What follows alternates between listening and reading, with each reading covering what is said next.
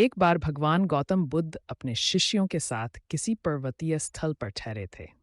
शाम के समय वह अपने एक शिष्य के साथ भ्रमण के लिए निकले। दोनों प्रकृति के मोहक दृश्य का आनंद ले रहे थे। विशाल और मजबूत चट्टान को देख शिष्य के भीतर उत्सुकता जगी। उसने पूछा, इन चट्टानों में तो किसी का शासन नहीं होगा, क्योंकि ये अटल, अविचल और कठोर हैं। शिष्य की बात सुनकर बुद्ध बोले कि नहीं, इन शक्तिशाली चट्टानों पर भी किसी का शासन है। लोहे के प्रहार से इन चट्टानों के भी टुकड़े टुकड़े हो जाते हैं। इस पर शिष्य बोला, तब तो लोहा सर्वशक्तिशाली हुआ।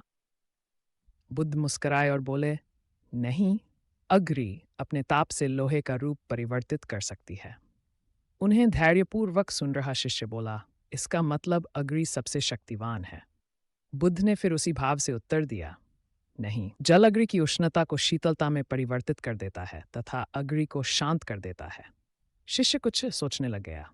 बुद्ध समझ गए थे कि उसकी जिज्ञासा अब भी पूरी तरह शांत नहीं हुई है। शिष्य ने फिर सवाल किया, आखिर जल पर किसका शासन है? भगवान बुद्ध ने उत्तर दिया, वायु का। वायु का वेग जल की दिशा को बदल देता है। शिष्य कुछ कहता इससे पहले ही बुद्ध ने कहा कि अब तुम कहोगे पवन सबसे शक्तिशाली हुआ। नहीं, पवन सबसे शक्तिशाली नहीं है। सबसे शक्तिशाली है मनुष्य की संकल्प शक्ति, क्योंकि इसी से पृथ्वी, जल, वायु, अग्नि इत्यादि को नियंत्रित किया जा सकता है। जीवन में कोई भी महत्वपूर्ण कार्य संकल्प शक्ति के बगैर असंभव है, इसलिए अपने भीतर संकल्प शक्ति का विकास करो।